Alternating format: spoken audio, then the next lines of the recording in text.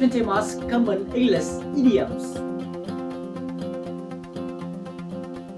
Hello everyone and welcome back to English with I am Harich. I am going to tell you about idioms, proverbs, and other sayings in Vietnamese that have an equivalent in English. Of course, they are really going to help you bring your English to the next levels and help you sound more like native. Let's get started.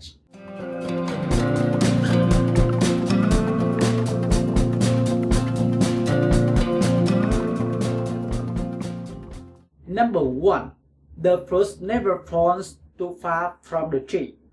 We're going to start with a few sayings that a lot of you might already know in English, like father, like son. It's a good, commonly used saying, but English has got another saying that I like even more. The fruit never falls too far from the tree.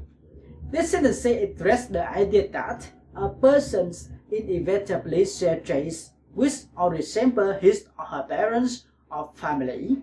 Example, her daughter's son showed her own musical talent, proving that the apple doesn't fall far from the tree. Number 2.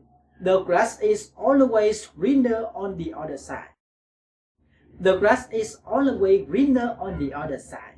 We use it to say that the things a person does not have always seem more appealing than the things he or she does have.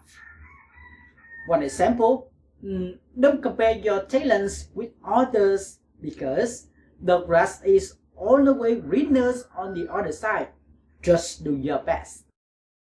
Number 3. Practice makes perfect. If you say practice makes perfect, you mean that it's possible to learn something or develop skills if you practice English. People often say this to encourage someone to keep practicing. For example, I know that these math problems are frustrating, Harich, but keeping trained, practice makes perfect. Number 4. No pain, no gain. Have you ever heard this phrase? No pain, no gain.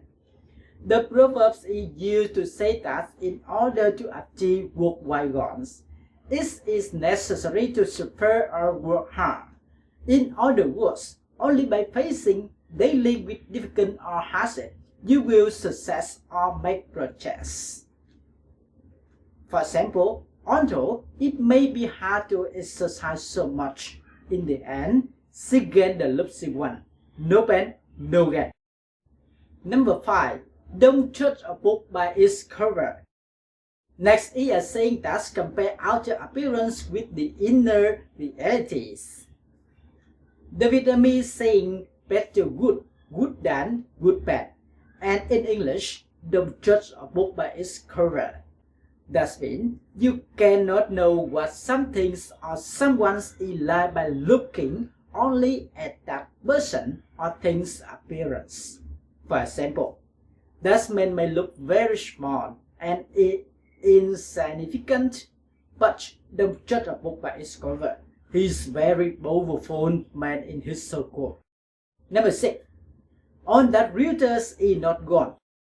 And there another saying with the opposite meaning with don't judge a book by its cover. That's it. On that Reuters is not gone. What it means is that something may look beautiful and brilliant on the outside, but on the inside, there's nothing at all. Example, after being texted by some handsome guys, she finally realized that all that beauty is not gone. Number 7. 2 heads are better than 1. In English has a saying, 2 heads are better than 1. 2 heads are better than 1 means that when 2 people work together, they are more likely to solve a problem than one person doing it alone. Example, I can help you to have this presentation ready tomorrow morning. Let's work together. 2 heads are better than 1. Number 8. Too many cooks spoil the soup. And we have a saying that contradicts the message we just looked at. Too many cooks spoil the soup If too many people try to control, influence, or work on something, the final product will be wrong as the result because everyone has their opinion. And in the end, we have the sub that no one in the world can stomach. For example, we got my boss, his boss, the assistant manager, a freelance consultant, and the head of IT all involved in this project. And it turned into a complex disaster. Well, too many cooks for the soup after all. Number 9. The more the merrier. The more the merrier, that means the situation or occasion would be better or more enjoyable if lots of people join in. More people equals more fun. Example, why don't you come skiing with us? We have got room in the car. The more the merrier. Number 10. Out of the frying pan into the fryer. Next we have out of the frying pan into the fryer. This phrase is used to describe the situations of moving or getting from a bad or difficult situation to a worse one, often as the result of trying to escape from the bad or difficult one. Example, I thought my old job was stressful, but my new one is 10 times worse.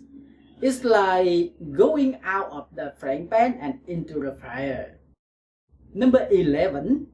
The pot calling the kettle black. Our next saying is that the pot calling the kettle black. Many years ago, people used to cook over an open flame using copper kettles and iron pots. The copper kettles would usually spoil after every use, whereas the iron pots were not, and remained blackened from the soot from previous cooking. Wow, someone got the idea that if the iron pot were alive and it looked at a nearby copper kettle, it would see a black image.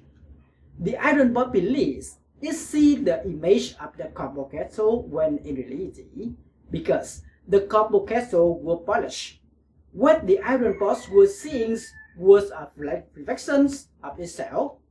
This simplest phrase becomes associated with hypocrisy, and an accuser blames someone else for having a fault when the accuser has the same fault. Example, John accused Mark for not keeping in his house clean, when in reality, John has a messy house. Therefore, John is guilty for the pot calling the kettle black. 12. One bad apple spoils the punch. Next, one bad apple spoils the punch, and it means that you need to get rid of bad apples, or the problem will spread. Just the way one bad in a group will cause the whole group to turn bad along with them. Example, it used to be considered the top research facility in the regions, but after one of its researchers was discovered to have plagiarized a number of his papers, the whole department reputation has been rugged through the roof. Well, just one bad apple spoiled the punch. In that situation, native speakers don't usually say the whole sentence, one bad apple spoiled the punch, but instead just call that bad person a bad apple. 13. Bite the hand that fed you. And these bad apples often do something really nasty to bite the hand that fed you. This is a bad act toward the person who is helping or has helped you. Example, leaving the company after they spent 3 years training you. It is a bad life biting the hand that fed you. 14. Grapples, loser. Grapples, loser. If you are too greedy, you will lose even what you already. The dog in the fable was carrying a piece of meat across the bridge. He glanced down into the water and saw what he took to be another dog with a piece of meat in its mouth. And he opened his try to snack at the meat in the reflection, and his old bite fell into the water. Number 15. To casper before swine. Next, we're going to look at some saying related to animals. To caspers before swine. which in a literal sense means to throw birds in bunch of pigs, and its figuratively meaning give or offer something valuable to someone who does not understand its values.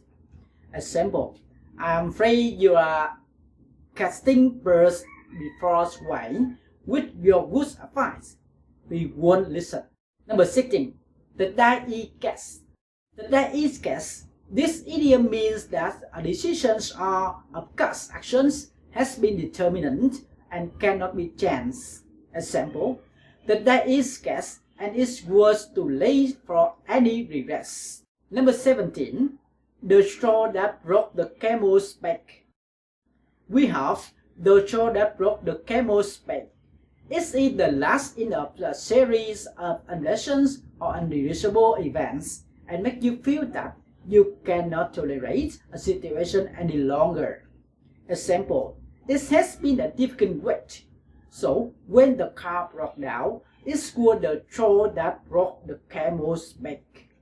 With this idiom, we don't usually say the whole sentence, the straw that broke the camel's back, but instead just says, that's the last straw. Number 18. Birds of the feather flock together.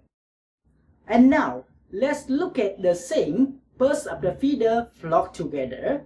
The meaning is that being typical humans of similar type, interest, personality, characters, or other distinctive attributes tend to mutually associate. In nature, birds of the same species often flock together as the safety precautions, since congregating in a large groups would reduce their risk of predation. This behavior of birds is where this idiom originates from. Example, John and James seem to get along really well. They both love breeding camels. Wow, birds of the feather flock together. Number 19. When in Rome, do as the Romans do. You may have heard this idiom before. When in Rome, do as the Romans do. So, what does this mean? It's talking about when you go to other country or the city, you have to adapt that culture. For example, I don't take cab usually, but it seems to be what everyone does in the city. So I thought, when in Rome, do as the Romans do. 20. Risk my think alike. The proverb in the end of this video is read minds think alike. If someone says that, read minds think alike, one is getting that intelligent or smart people tend to come up with the same ideas. Often at the same time, it is often used in a humorous way, so it's used in a funny way, not in a too serious way, usually to congratulate someone who talks of the same ideas as you. Example, Tom and I brought the same gift to Sarah's party. Trick my thing alive, I get. Right, that is for today's lessons. I hope you enjoy it. I hope you learned something. If you like to contribute any more idioms that you learned in this video, please do comment them down below. Thank you and see you in the next video.